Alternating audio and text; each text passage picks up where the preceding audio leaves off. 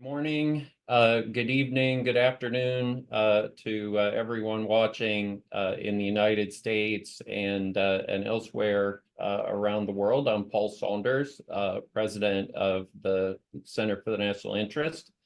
Very pleased to have with us today Dr. Anna Dolidze, a leading political opposition figure in Georgia. A long-time advocate for democracy and human rights in Georgian and Western non-governmental organizations, or I should say working with Western non-governmental organizations, not directly for them. And also a senior government official in the past in Georgia as Deputy Minister of Defense, and also parliamentary secretary to the previous president of Georgia, and a member of the High Council of Justice of Georgia, a body that oversees the judiciary. And finally, of course, a trained lawyer. Thank you very much, Anna, for joining us today. Look forward to talking to you. So, very dramatic protests over the course of the last few weeks in Georgia. Large-scale demonstrations, clearly great concern on the part of protesters about the new law that the Georgian parliament, as I understand now, has passed in its final form.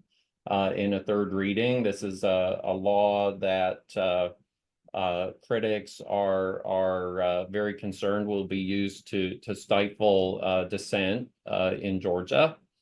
Could you perhaps briefly, just for 3 or 4 minutes, explain to our listeners what's been happening? Sure. Thank you, Paul, for this opportunity, and good morning to everyone who's in the United States, but I know many other people are also joining, so it's a pleasure to speak and to try to connect events going in Georgia to things that are of interest to the European or American audience and policymaking audience. I think that would be very useful out of this conversation. So very briefly, what has been going on now, the protests have been going on for more than a month. The draft law was initiated on April 3rd. And so it's incredible that the resistance, protest, discontent has been continuing and continuously in the street for more than a month. We saw similar kinds of events exactly this time last year in March of 2023. And after the very first wave of protests and the first hearing, government withdrew the bill and promised that they were not going to push it forward. And unfortunately, they just changed their mind. If anybody in the beginning thought that this draft law was about transparency, they got dissuaded, and they got the idea that it was more of a geopolitical shift after the speech of Bidzina Ivanishvili at a public rally of his supporters. But before that, I will briefly summarize what the law will do. So, and why we call it, in Georgia, it has been dubbed Russian law because it copies the 2012 Russian NGO law on foreign funding, and then similar ones that have been adopted in Kyrgyzstan recently also. So first, the obligation of declaration, which everybody says is not a problem, also because the government already knows movement of every dollar throughout the system, right? Throughout the banking system, we're subject to global regulations of money laundering, regular tax declaration regulations. So declaration, declare your grants and to declare your income. That's why the government's propaganda relies on that this is about transparency. However, second major obligation and problem, just like in Russia, it requires for all the materials, all the public relations materials and appearances, then to be dubbed as materials by foreign representatives of foreign powers. This is the new language. That's two. And then third is the unlimited monitoring powers by the Ministry of Justice. This is very worrisome. So not only declaration, but also labeling, just like in Russia, and unlimited monitoring powers. The Ministry of Justice has the ability to initiate investigation, to receive anonymous reports, to request personal data from organizations which are suspected, and then exorbitant fines. So for Georgia, the fines that are in the law are exorbitant amounts. So $10,000 basically, first fine. So, and for Georgia, this is not even annual income for a lot of people. So this is a serious sanction. So the government has been advocating, this is all for transparency, except the ruling oligarch of Georgia, Bidzina, made a very clear speech and revealed that this is a geopolitical shift, and this is why these events are worrisome. Geopolitical shift in the sense that he openly blamed EU and United States for instigating Maidan revolution, color revolution, starting the August war against Russia. I mean, this is a wide array of accusations. So this only angered the protests, right? In terms of the sort of geopolitical aspect, we have to think of what just finished in Kyrgyzstan. Of course, the same kind of process, protracted process, but just finished. The events that are going, the contestation that's going on the Caucasus, including Armenia. We have to definitely see what are, the stakes in definitely in Ukraine, and the situation with aid to Ukraine, and the situation of offensive and defensive from the Ukrainian forces. And domestically, and I'll finish with this, the outline. So there are a couple of ways this will develop. So far, the government has been using unprecedented amount of force on peaceful demonstrators. This is highly worrisome. So in this country, which is small, it's size of New Jersey, as far as I remember, or North Carolina, it's tightly socially knit. We kind of knew from old protests that using brutal force on peaceful protesters was very dangerous for the government, because it incites anger and aggression and empathy from the public. And unfortunately, day by day, they have been demonstrating force. Two, they still want to campaign that it's a pro-European government. This is the key. So after every meeting with European officials or American officials, they maintain to their own supporters that, well, we will go to Europe, but with dignity. This is very important, how propaganda works. So they don't want to be called purely pro-Russian. And the third point is that we would like to see some action from the US. There will be some action, and EU, so that Georgian people experience solidarity and they don't feel left alone. Because what might happen if this is either kind of a creeping authoritarianism leading up to the parliamentary elections of October 2024. We're going to have parliamentary elections just before your very bad timing before your elections. So this is either just exactly a Russian way, a way to curb NGOs that would monitor elections. But there is a possibility that it won't stop there. It will go further, Belarusian style. So this is the worst case scenario, and it will lead to arrest of opposition and so on and so forth. So this is where we are right now. Thank you. Thank you very much for that overview. Now, as I understand it, President Zurabishvili is expected to veto the law. Many reports suggest that the Georgian Dream party has sufficient votes in the parliament to override that veto. Do you expect that to occur? First of all, and secondly, what happens if the the president vetoes the law, the veto is overridden, the law goes into effect. Do protests continue, weaken, grow? How much support is there in Georgian society for the law and for opponents to the law?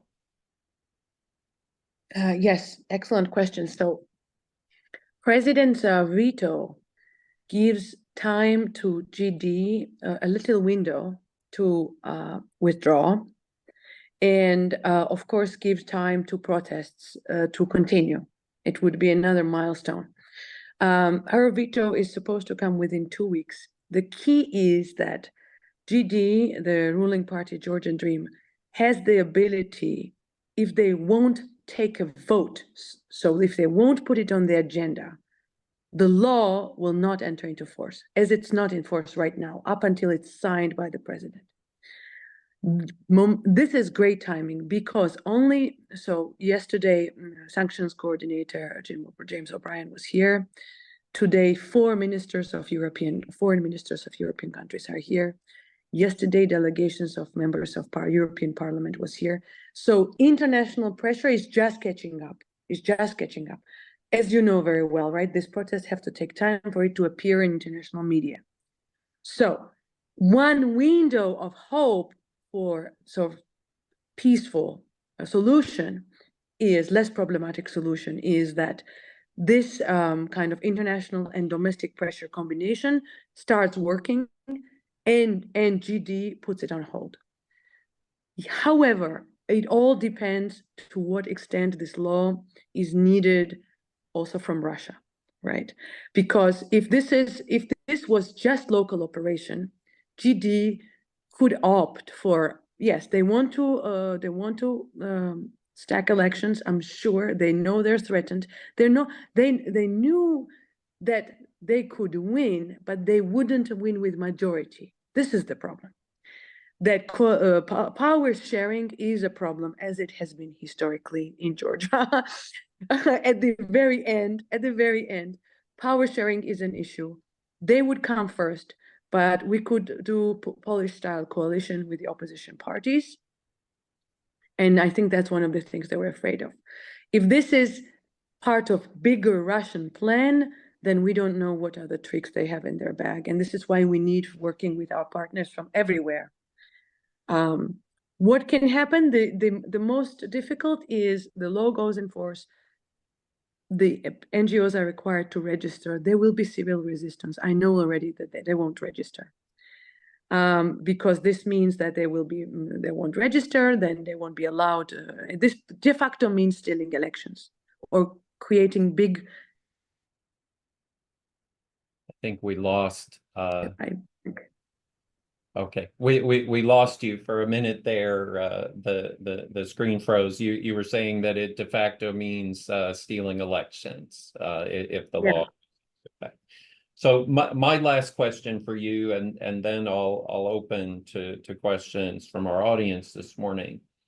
You mentioned the president has 2 weeks in which to veto the law. Is there a deadline for the parliament in voting to override a veto, or does the law remain kind of in stasis indefinitely? Excellent. So we go into details, but very briefly. So this amendment of the constitutions are written by the same guys, because they passed amendments, and president at the time for whom I was working, we vetoed constitutional amendments. They passed the process. There is absolute discretion on scheduling this hearing. So for instance, some laws that the president vetoed, one was forbidding use of tents for protest because it was interpreted as a permanent establishment. She vetoed that, and they're still pending. The veto wasn't heard. This is from last fall. Okay. So they can put it on the shelf. And bring it out at any time. Exactly, and bring it out as a threat and use it as a bargaining tool anytime. Understood. Thank you very much. So I'll open up now for questions from the audience. There's a Q&A tab down at the bottom of the screen on Zoom, which many may see. I have a couple of questions. I'm here. Already. Yeah. So let's first go to a question from my colleague, Jacob Heilbrunn, who's the editor of our magazine, The National Interest. And Jacob asks, what are the implications of the tumult in Georgia for Russia, if any? Let's expand that to Georgia-Russia relations. And you've certainly already touched on that a little bit.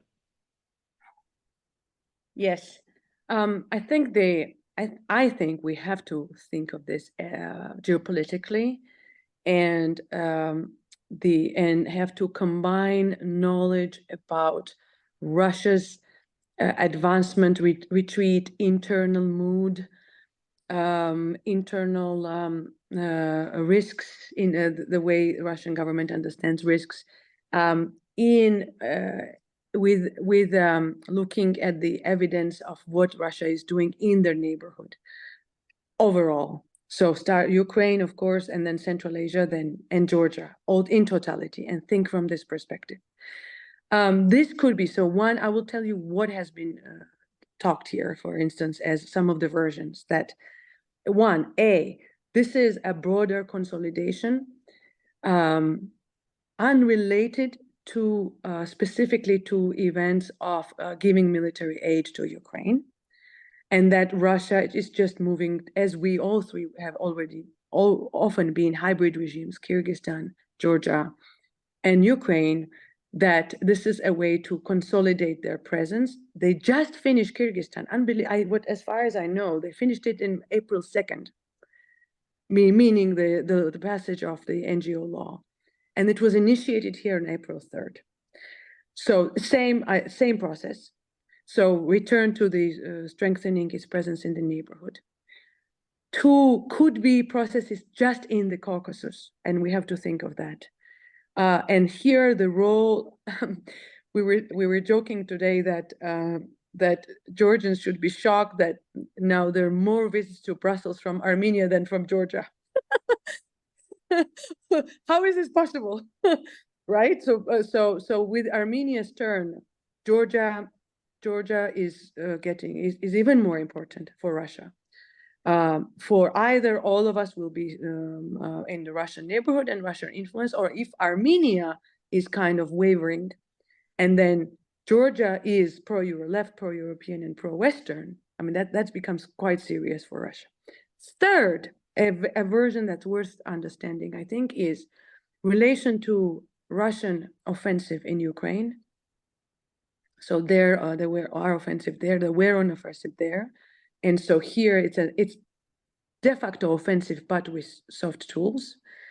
And third, fourth, it's a retaliation for or a response for providing military aid to Ukraine. So in parallel to that deal being finished, this process started here. So this could be a way for Russia to keeping some kind of not advantage, but using its leverages against US and the West specifically. So these are what has been on the table. No, thank you very much. We have a question, a couple of other questions actually, but I want to follow up with you on the Russia direction just very briefly before I come to the other questions from the audience. I have been looking at the Russian domestic press to see how the developments in Georgia are reported there. And it was interesting to me to see some of the Russian press, first of all, quite enthusiastic about, what the Georgian government is doing, and very much defending that. But secondly, kind of professing, great excitement that after the Georgian government gets this law in place, one of their next steps would be to pass, actually not to focus even on the elections, but to pass a so-called anti-LGBT law, and that it is sort of the implication being that it's Western funded NGOs that are currently standing in the way of that, and once the Georgian government sort of tames these Western NGOs, they can proceed with that measure, and again in their language, kind of resolutely defend Georgia's culture and Orthodox values and these other things. Is this something that people in your country are discussing at all, or is there a cultural dimension to what's happening right now, or is this just a kind of a made up Russian narrative? Yes, it is, absolutely. Because initially there was a strategy to attack this on three fronts. Three sets of amendments were proposed at the same time. So first, they started by removing the gender quota in parliamentary lists. So out of blue, we had a rule which provided for 1/3, and in some election, every third and every fourth on the party list should have been a woman. Mm-hmm. This law was passed by the Georgian Dream itself a couple of years ago.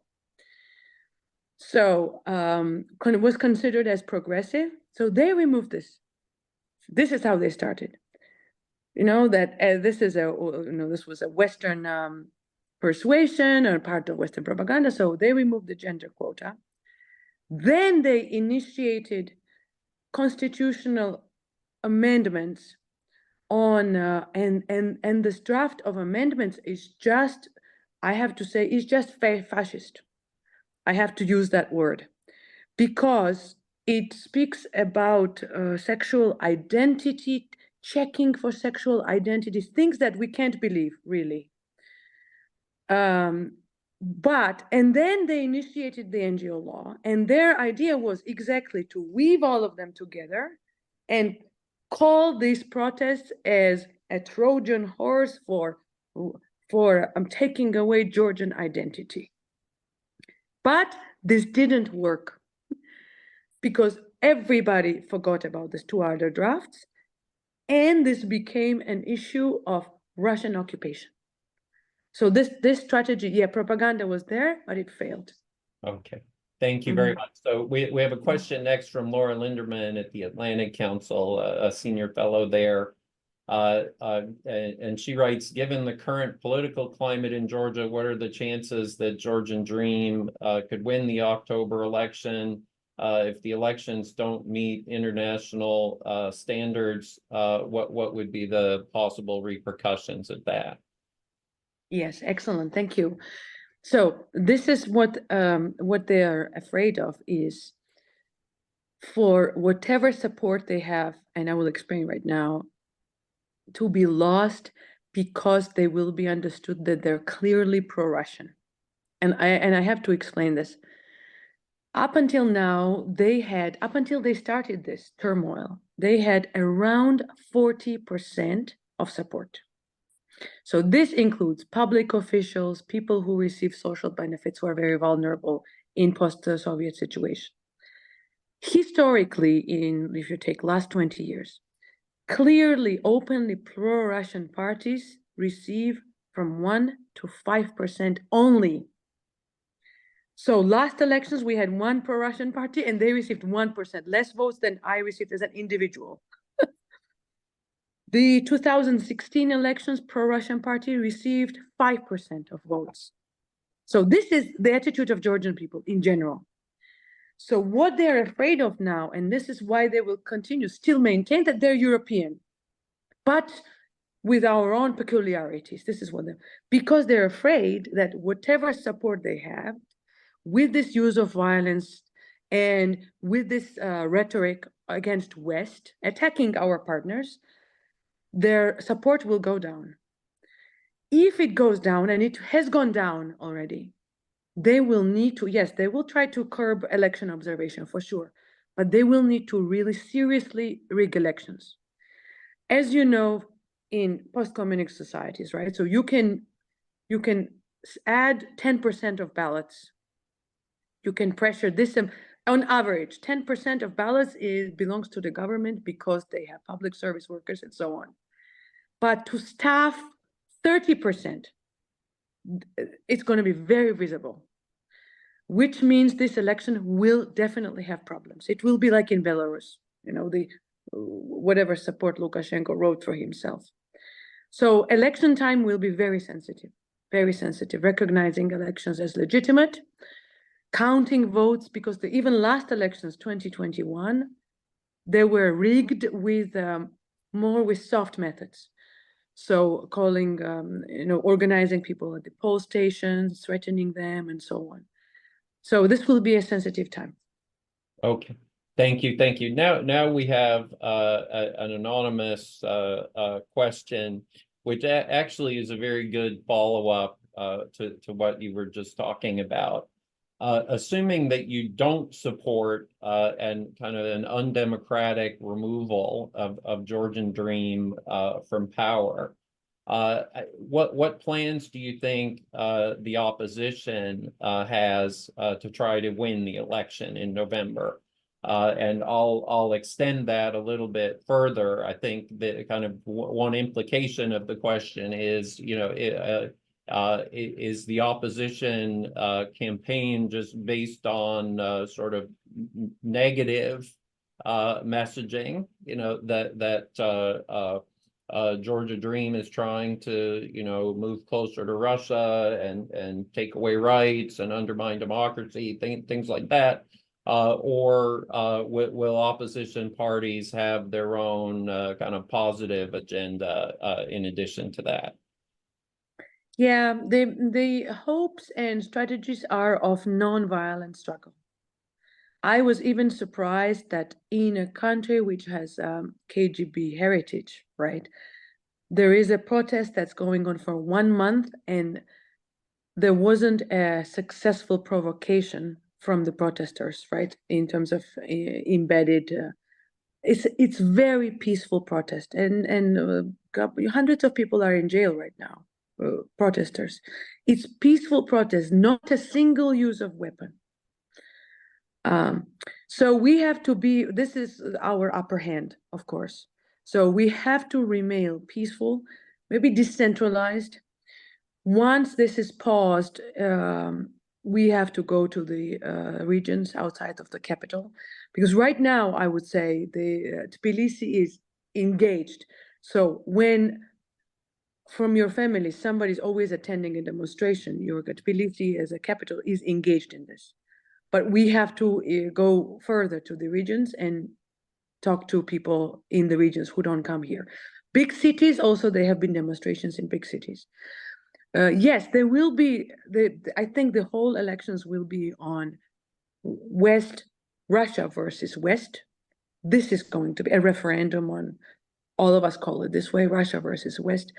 As much as I like, I'm usually an issue-based person. We always campaign on minimum wage law, and we need parental rights and prices and competition regulation and all these things. None of it, there will not be a space for this, unfortunately.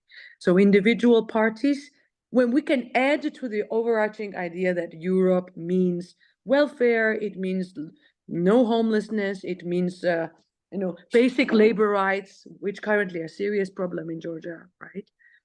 So this is, but overarchingly, it's going to be about two big topics: the West as a perspective versus Russia.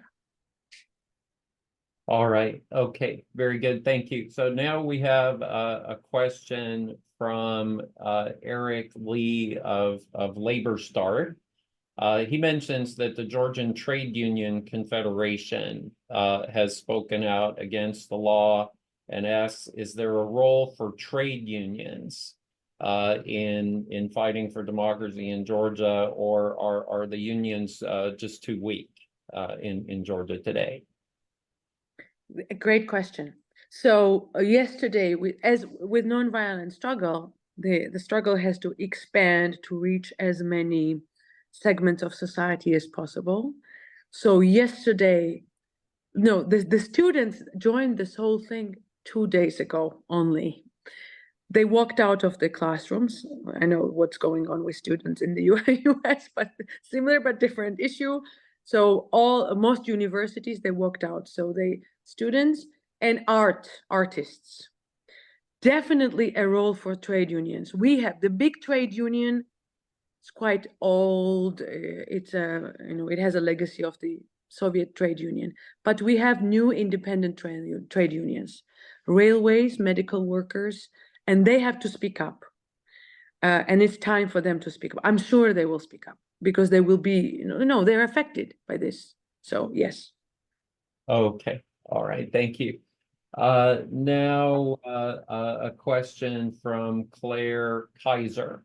There have been many calls from the US, from the EU to stakeholders to sanction the Georgian Dream leadership and their family, financial sanctions, travel bans. Many of the party leaders, the questioner says, have family members studying or living in the United States or the EU. Do you think that sanctions like that would have an impact on Georgian Dream's behavior?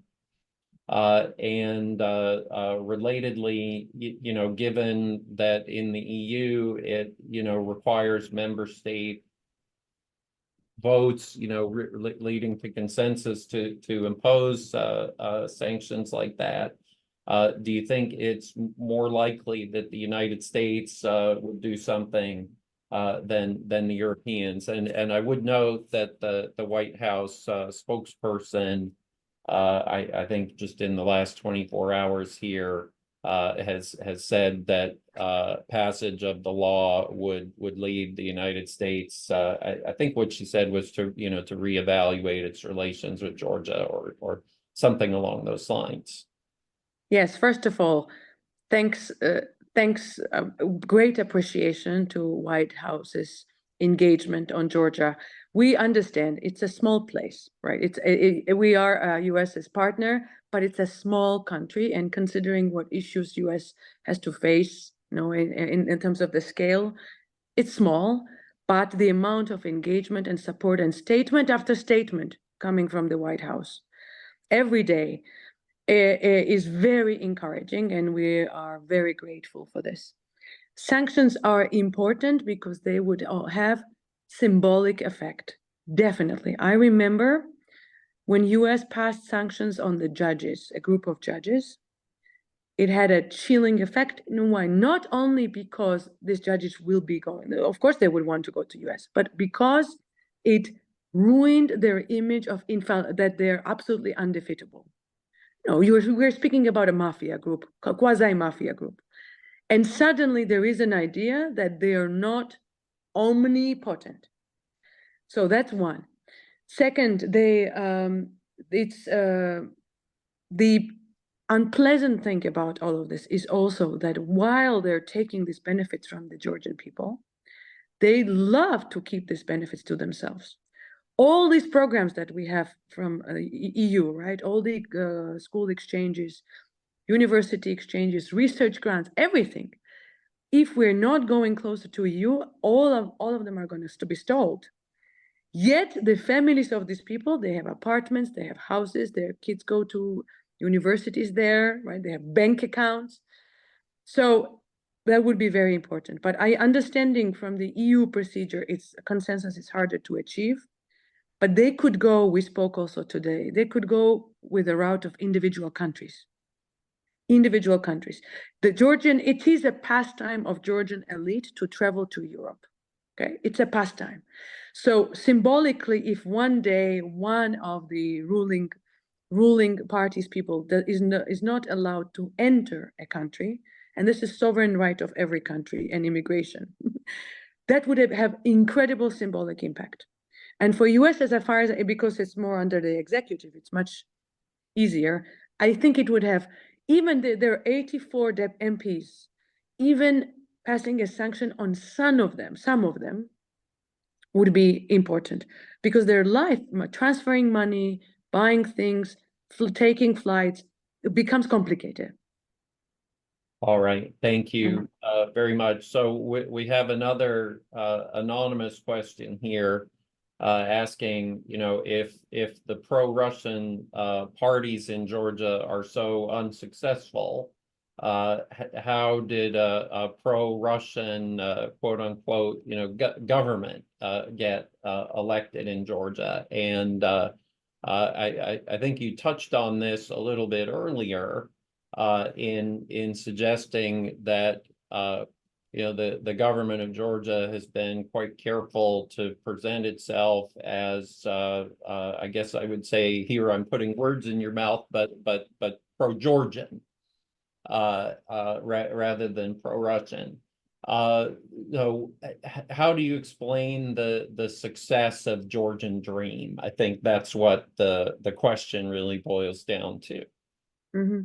Yeah, I think exactly. So 2 days ago, the whole city has become full with European flags put up by the Georgian government.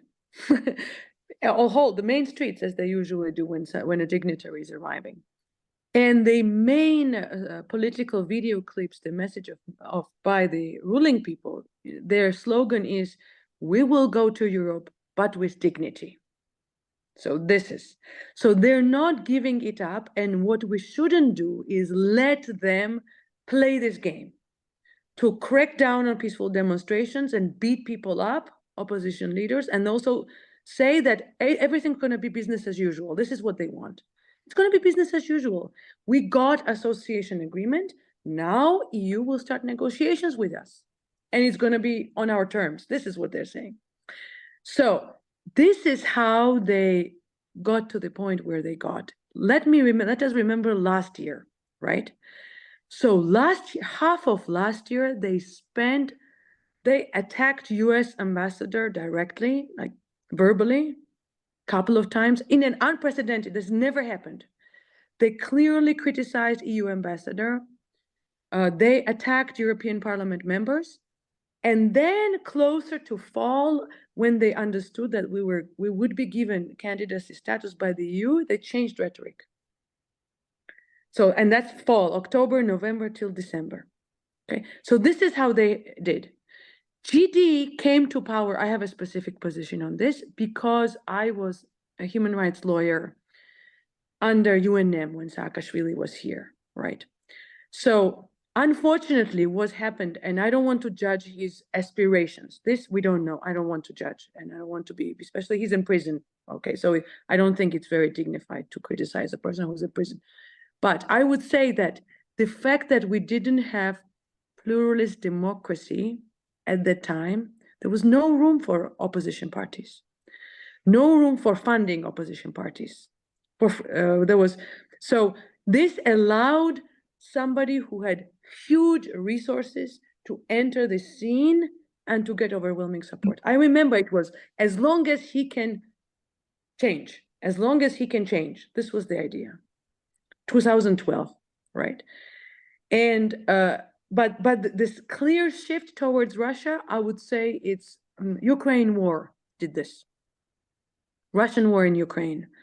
I think my position is that this is time when Russians started counting heads of their allies, and they had to take a stand. And obviously, they were not supportive of Ukraine in the beginning. Mm-hmm. Yeah. Okay. Thank you. So now we have a question from journalist Alex Rafoglu. Can you please speak to how the events of the past few days or weeks are harming Georgia not only politically but economically? The fact that the Georgia Dream he's written is leading the country down a precarious path. The market is already figuring in the impact of coming sanctions. Secondly, what leverage other than targeted sanctions could the United States use at this moment? Yes, so I would say definitely I was going to mention this. This is already from today. What happened, and this is important to think of sanctions, that a couple of months ago, they privatized also the national bank, central bank, basically captured central bank.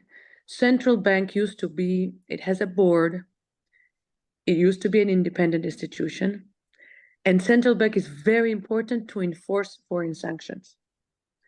Couple of months ago, he finished dominating the central bank, stacking the board, and so on, with this having the chair-elect, who used to be the Minister of Economy for this government. So this is how they started preparing for sanctions. And central bank passed a decree, this is unbelievable, that sanctions will only be enforced in Georgia when there is a legitimate Georgian judicial order, judicial decision about it. So basically they subordinated everything to their own courts. Okay. Now, this would mean, but our two largest banks that run 80% of economy both are international banks. Both are listed on London Stock Exchange, and today reportedly already their shares have been devalued by 10% from this morning. The currency started again shaking. The dollar got strengthened against Georgian lari. It's inevitable. This will also happen to real estate market, which has been on its peak since Russians came in, the ones who fled from mobilization. So the real estate will also go down, which means real estate companies will not be able to borrow. They'll go to banks. So unless we stop this, this only goes downhill from here. Okay. Now we have a question from Viola Gengar, who says that there were impressive peaceful mass protests in Belarus in 2020. We saw what happened when the government of Belarus began a crackdown after the Russian President Putin sent his aides, quote unquote, to help Lukashenko. How concerned are you that something like that could happen in Georgia? What is the opposition doing to try to prevent a similar scenario? Recognizing, of course, that there are differences, between Belarus and Georgia. Yeah, very, very important differences. I would say that kind of drastic shift is possible, but would be very difficult. Why drastic? Because the baseline where we're starting is different from Belarus. We have right now free media. Free media. Media is broadcasting from demonstrations. We are allowed to go on TV, no hindrance. So this is, my sense would be, if we are indeed going towards Belarus, they're going to be target first. So the TVs will be closed down. Or we have free internet media, internet is available.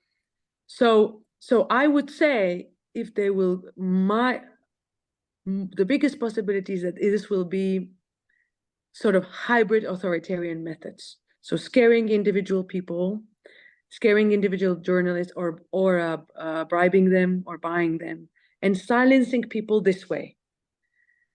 Because to do this shift from a free country to completely closed country is very high stakes and very high costs.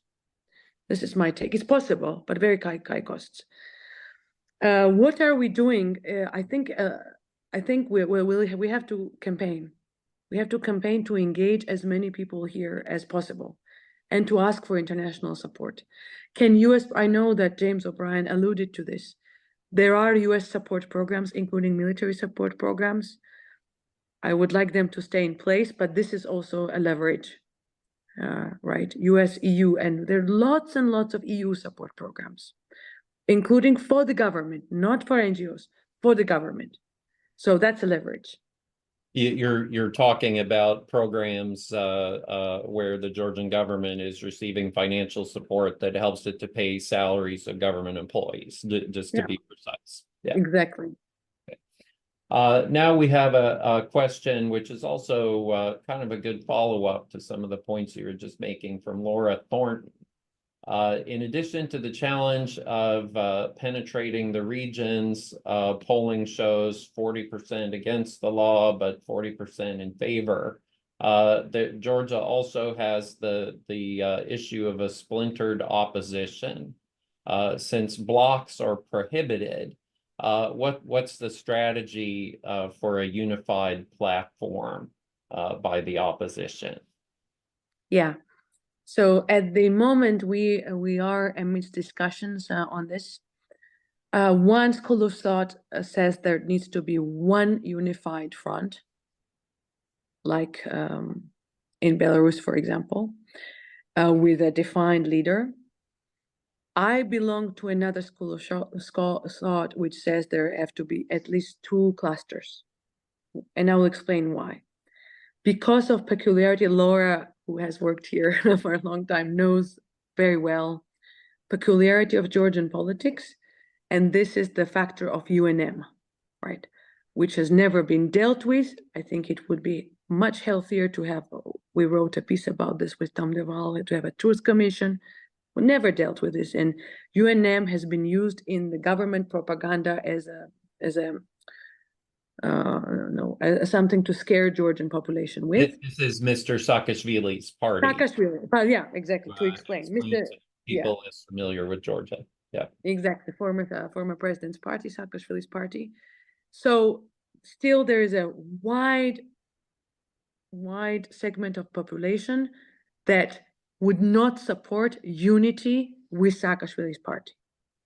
And at the same time, Saakashvili's party consistently has 15 to 20% of supporters. This is what's going on. So I would say, and we still have to argue about this with data, with all the polling organizations, with data, which is winning strategy. Every time UNM, Saakashvili's party, confronted Georgian Dream, they had lost when there were two of them left. So my position is it's worth for there to be another wing which is kind of different from its with its political identity.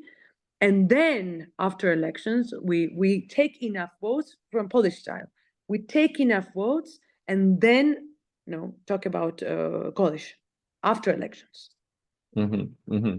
And just to follow up extremely briefly, because we have two more questions and only 11 minutes. Where does UNM versus Georgian Dream versus your party for the people and other opposition parties, how would we place those on a left-right spectrum, for again, for people who don't follow Georgia closely, and to what extent is sort of they're a left-right dispute that's overlaid onto some of these other issues? Yes. So usually there are. Right now they have all disappeared because this is a real national liberation struggle. I think this is the best way to call it. So all these issues of bigger government, smaller government, all these issues went to background. Now it's national liberation struggle. In our heads, we are in 1918, basically, Sovietization, 1921, Sovietization of Georgia. And in terms of identities, it's all the stories of our grandparents being Sovietized, executed, moved to Siberia. This is the discourse here, what we talk about. Georgian Dream was originally social democrat, so on the left. They were part of social democratic group in the European Union as an affiliate member, and they were kicked out from that group recently, maybe a year ago. And now they have become friends with, their only ally within European Union is Viktor Orban, really. So government of Hungary.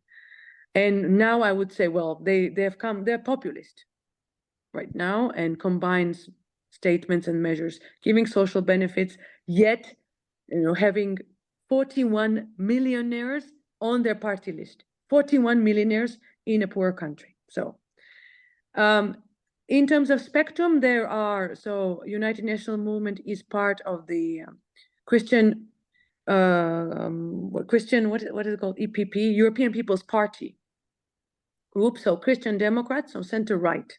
And there are a few parties on the left. Mine is Social Democratic. Former Prime Minister Gaharia's party is also Social Democratic. So in opposition, there's everyone. Okay, great. Thank you. So actually, gosh, now we have 3 questions. We have 8 minutes. I'm going to read all 3 questions. Okay. And just combine them. No more questions at this point. And please answer as much as you can. First, from Larry Kammerman, how can we non-legislators and policymakers support you in the opposition in meaningful ways? Second, from Tony Spanikos, where is the Georgian opposition on LGBT rights? Do opposition parties support the majority of Georgians and their traditional Orthodox values or not? Thirdly, and last, my colleague here at the Center for the National Interest, Andy Cutchins, who mentions that he spent a couple of years, 2019 to 2021, in Kyrgyzstan, where he was the president of the American University of Central Asia, and was there during the coup. And it's kind of shocking to him to hear, Georgia and Kyrgyzstan discussed together. You mentioned the Ukraine war as a watershed moment that is kind of shifting Georgia, perhaps, or at least Georgian Dream, more back toward Russia. What further could you say about that? Is there an important role being played by Russian language media in Georgia, especially outside the capital? So 3 certainly important questions, 7 minutes.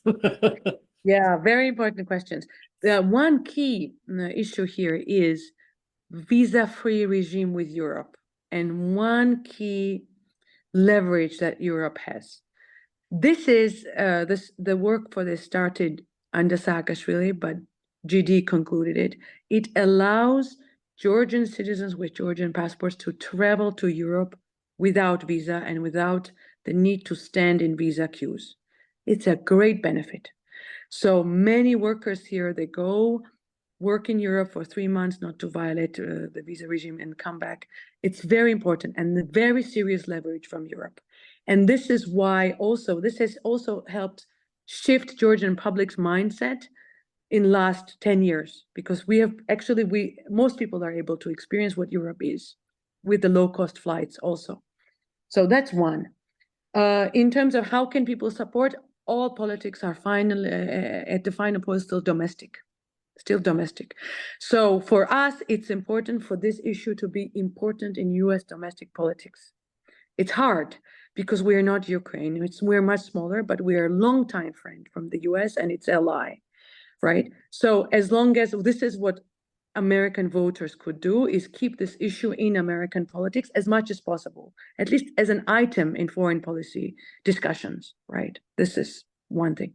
In terms of LGBT issues, it's a very, very complicated situation and position, although all opposition parties have signed a memorandum that supports LGBT rights, specific one, LGBT rights in Georgia, and it's part of the constitution right now, although the long-standing traditional issues here remain in the country, political issues.